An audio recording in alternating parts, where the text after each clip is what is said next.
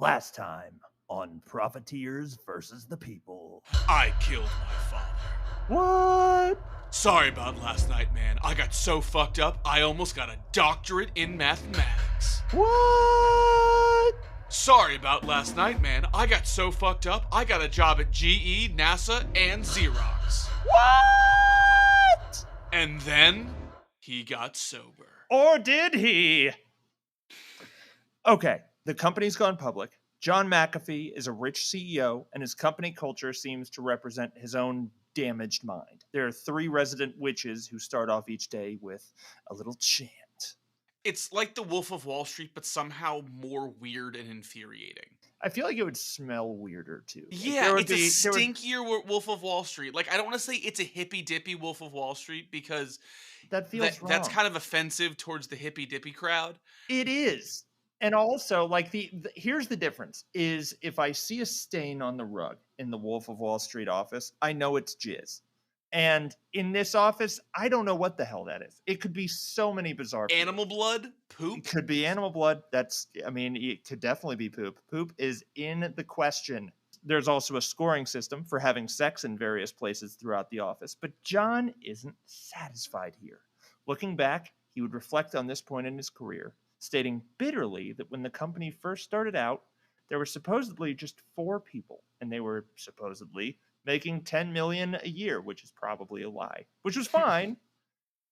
Now, although John was sitting on a cash pile that represented almost 10 years of that income, he felt deluded.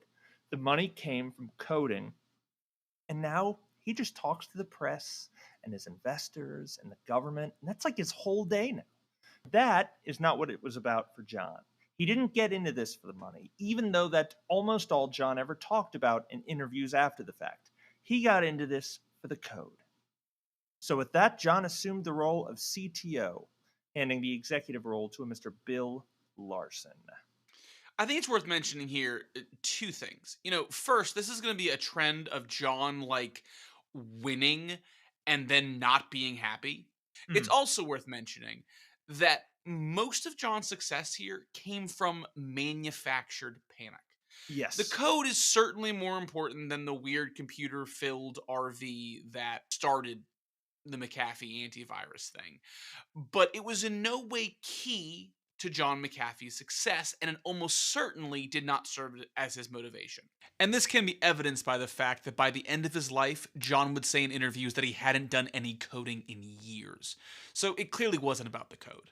Yes. And further, despite all the philosophical software should be free to the public, greater good bullshit that McAfee spouted, the way his software scaled was that he let companies pre-license it for free and later required them, or whoever was using them, to renew for a charge. Yeah, and this is why you get the notice that you have to renew your McAfee subscription like a week after buying a Dell computer from Walmart. Yep. The software pops up and goes, "Oh no, you have to renew McAfee by paying money now, otherwise you're having unprotected sex with the internet," as the saying goes. First hit's free, I suppose. Exactly. This is how the software made money. The code wasn't the motivator, the philosophy wasn't the motivator, and a worldview becomes apparent here that complements John McAfee's main character syndrome pretty brilliantly, and will explain a lot of his behavior going forward. Beyond all else, John McAfee is cynical as fuck. He's very, very cynical. He thinks very little of just about everyone around him. And despite the supposed disdain he would later feel for his first big success, the McAfee Group, it seemingly worked out the way it was always supposed to. Nothing fundamental changed. And like John McAfee's cynicism, it's the whole I don't like myself, so I want to make everyone else feel worse than me so I can feel better about myself thing. It's the push everybody else down so I can feel somehow superior, and that can like line up with the main character syndrome in my head. Straight up. Yeah, the whole thing with the main character syndrome is it's you against the world. And for that to be the case, the world has to some degree, be lesser than you. And if you're just binging on alcohol and whatever drugs you can find and fucking your way around the office and getting hexed by witches and stuff, I mean, where does that leave the rest of the world? exactly. In accordance with the idea that the code wasn't keeping John McAfee attached to the company, John left shortly after assuming the CTO role and also having a minor heart attack, supposedly. He was 49, so I guess we can assume that either the stress or the copious amounts of cocaine had started to take its toll. To be sure, when gauging earning potential, this represented a very premature exit from the company, which would later trade hands for several $billion. Yeah, billion with a B, as everyone says for some Yeah. reason. It's not like B is in any way undiscernible from the letter M. They're completely different noises. But yeah, he sold his shares for $100 million in 1994, which is still a veritable shitload of money. And then he broke all ties with the company. And it's here McAfee Group is going to start distancing itself from Mr. John McAfee. You see, after John left the company, which still bears his name, he took the logical next step in his descent into madness. He moved back into his formerly computer loaded Winnebago and ventured out into the Rocky Mountains. Before long, he began mingling with Native American tribes and settled in Pikes Peak, Colorado. As the story goes, their beliefs inspired him to found Tribal Voice, which would be Native American Run. That second part, by the way, is absolute bullshit. Yes, it is. The name Tribal Voice and the name of the pioneering software the company created, Powwow, were both chosen in part to lean further into the idea that the company had Native American ownership, which again, it did not have. It was owned by the whitest white guy who ever whited. Yes, well said. Now, Powwow was perhaps the first, even somewhat successful instant messaging app, and because of its encouragement to users to quote unquote create tribes, if you were feeling zesty, you could call this the first social media platform. From the outside looking in, one may wonder why this new product of John's didn't take off the way that other social media platforms or instant messaging platforms did. The formula was perfect for a future billion-dollar startup. Why the hell don't we have stupid patriotic AI posts polluting the internet from Powwow today instead of Facebook? Well, definitively, we can think of three good reasons, two of which are in McAfee's control and one is not. Yes. First, despite McAfee's claims of being inspired by Native American tribes to create this software, everything about it feels like old white libertarian man in red face. It does. It feels like a minstrel show. The parts of the website that were inspired by his time with tribes feel like one of those teepee motels owned by the old incestuous white couple on Route 66. They do, and one of our sources has a screenshot of the homepage of Tribal Voice, and it looks like something that would be taped to the front door of the main office in a TP motel. Yes, it does. Despite his supposed respect for the tribes, Paula Geiss, a Native American activist, called the website sacrilegious and claimed that a great deal of the website desecrated her heritage. And I don't disagree with that. We've got links that show screen grabs from this website, and it is just racist. It's just icky. It's Yeah. horrible. It's so bad. McAfee responded that this wasn't a site for teenagers and that the primary focus of the website was adult issues, which, how condescending can a man be? Okay, well, let's not be a child about the racism. How's that? How's that? By the way, the parts of the website that weren't just racist were confusing as shit. For a long while, the About page showed a picture of McAfee, what we can presume are employees of the company, under a banner that reads, Outlaw Geeks, all of whom are white men waving guns around, except for one who appears to be a Native American man and comes off as a more responsible gun owner. At Oh. least, oh yeah, at least one man is wielding a paintball gun instead of a normal gun. And the man sitting in the center of the picture has the butt of one rifle resting on his thigh, if you can envision this. The barrel of the gun is pointing up towards the ceiling, and the barrel of a second gun that you don't immediately notice is resting in the crease of his elbow, barely visible, and pointing right at the balding red-haired man's stage left. Ah! The one woman who's listed as being part of the company on this about page is tellingly not shown in the picture at all. Yeah. So, for a time, the website apparently featured a page whose sole purpose was to display the unhinged rants of a psych ward escapee, and the site as a whole was just littered with references to drug use and pornography, more oriented to adult stuff. Indeed. Yeah, that, Yeah. that that sounds very adult.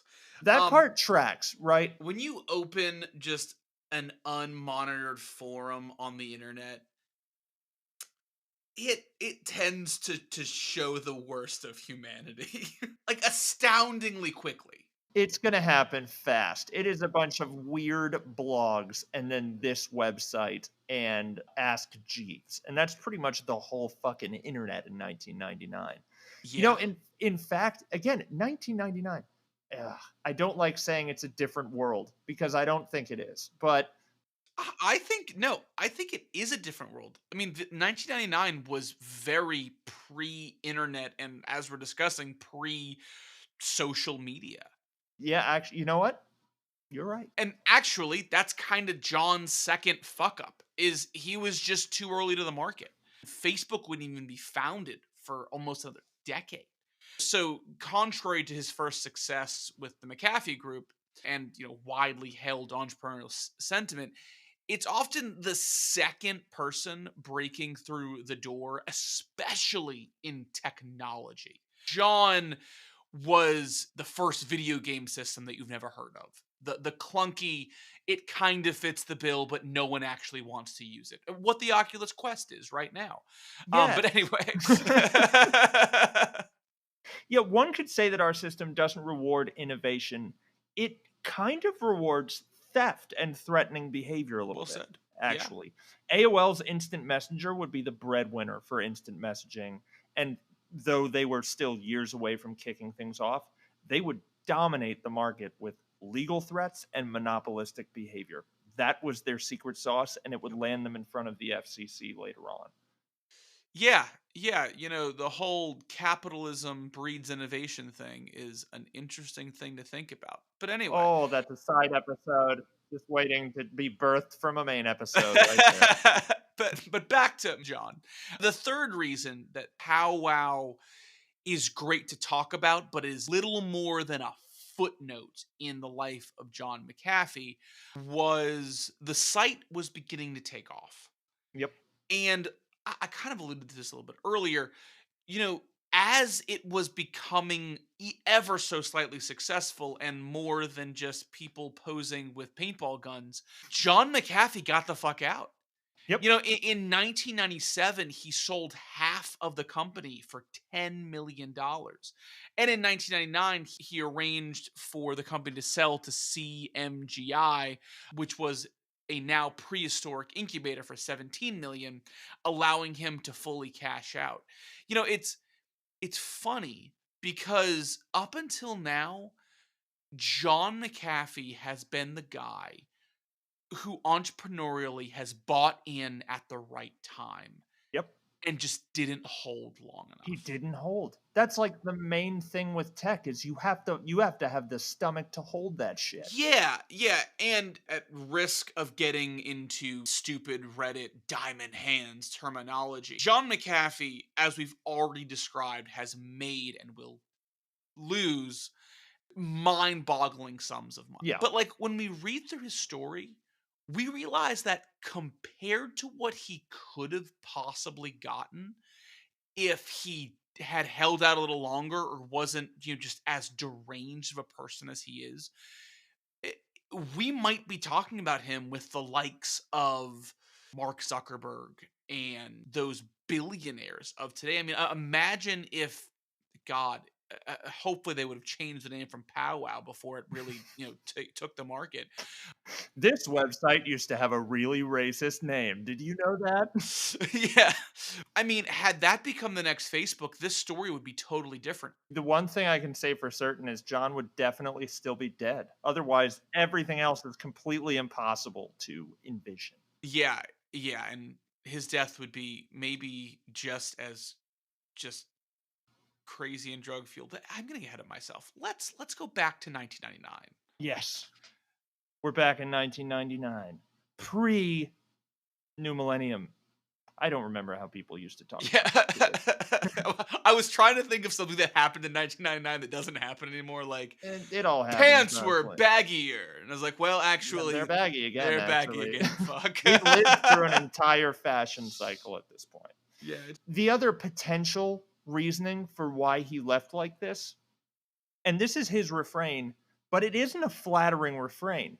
It's that as ideas gained traction, it just started to feel like work to John McAfee, and John McAfee just didn't want to fucking work, which is interesting. But a few years after his exit, the new ownership of Tribal Voice just lost interest in instant messaging and chose to disband the program. That was the end of that.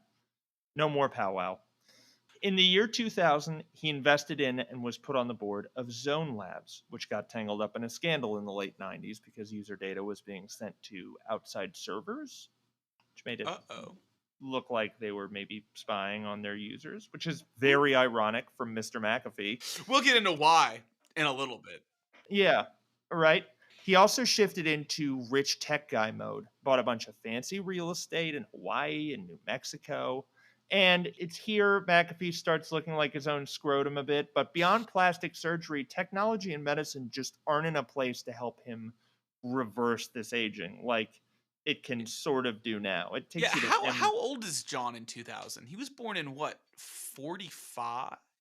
45. He is He's 55 years old in 2000 and has been doing more drugs than Guns N' Roses. So it's starting to catch up. there's a comforting thing, honestly, with how he looks at this point in his life. And a ton of the research I did, they point out that he looks young for his age, but that just isn't true. What I find comforting is that he had all this money and he still looked the same way as someone who's been living on the street for 2 decades and abusing all sorts of exotic drugs.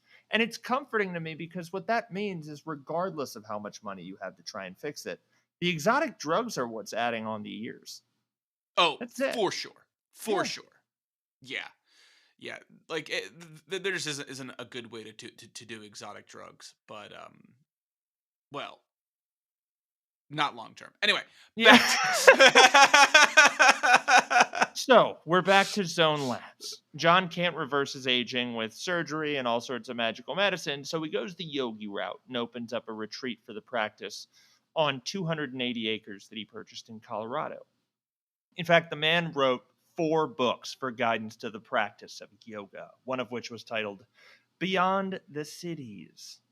That's Siddhis. I'm probably mispronouncing I that. don't know how to say that word. Supernatural powers and the sutras of the Patanjali.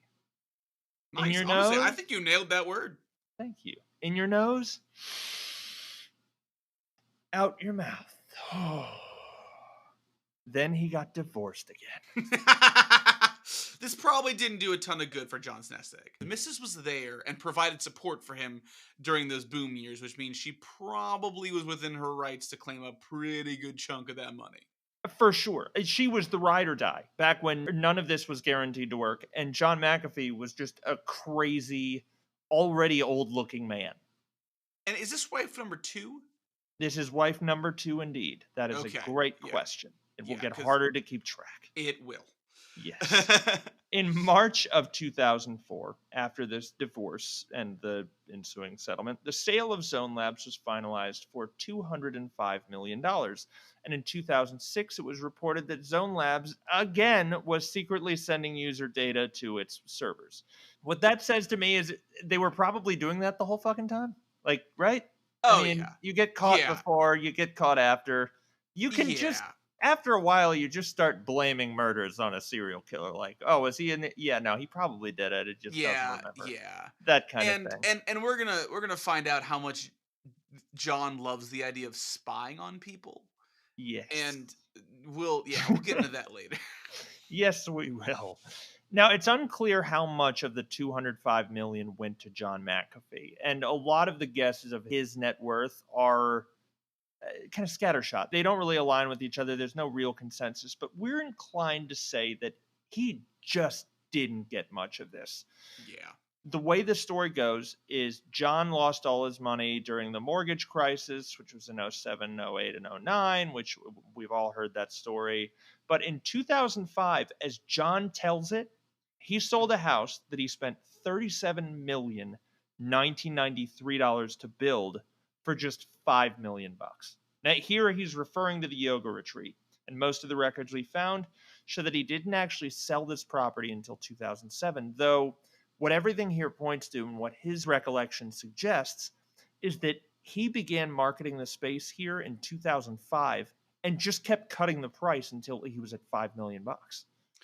Yeah, and whenever we talk about John and money, we have to put a gigantic asterisk Yes. because it's been posited that he lies about his net worth in both directions for Yep. different reasons. Posited by him, mind you. He posited that.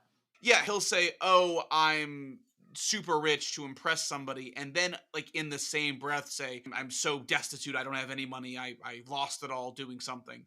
But in our eyes, this sale from 37 to $5 million is not a freeing up capital move. Yeah. And the fact that he recalls the story this way suggests to us that after making all of this money for the past decade, he is desperate for money here.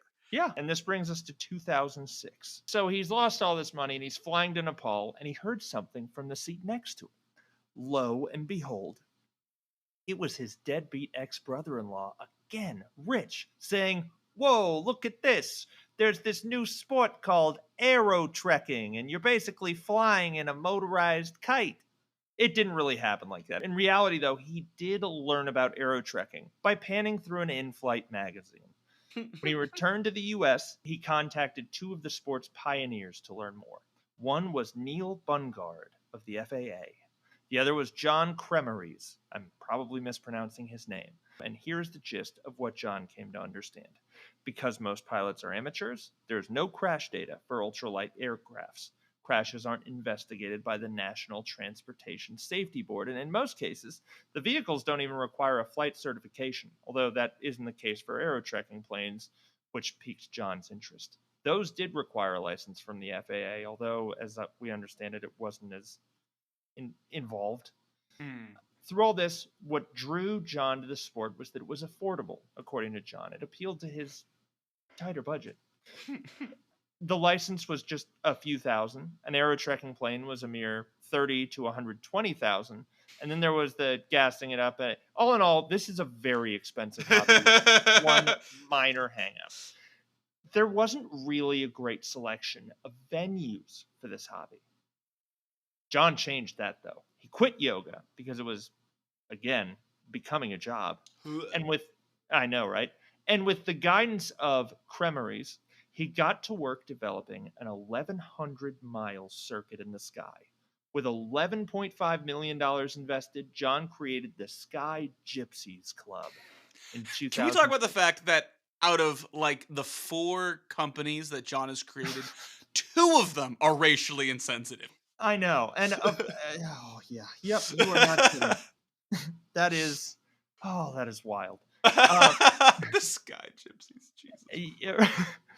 Membership tiers range in price from a modest $1,000, which being real is still a ton of money, to $200,000, which is obviously a fortune. A month after opening, John convinced his 22-year-old nephew, Joel Bidow, who had just 65 hours of flight experience, to take a trainee, Robert Gilson. Oh no, we said their names. They're both going to die. And try to fly through a canyon.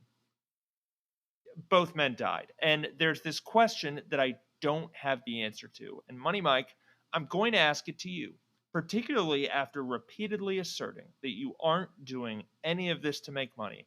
How soon after your nephew dies do you go back to flying around?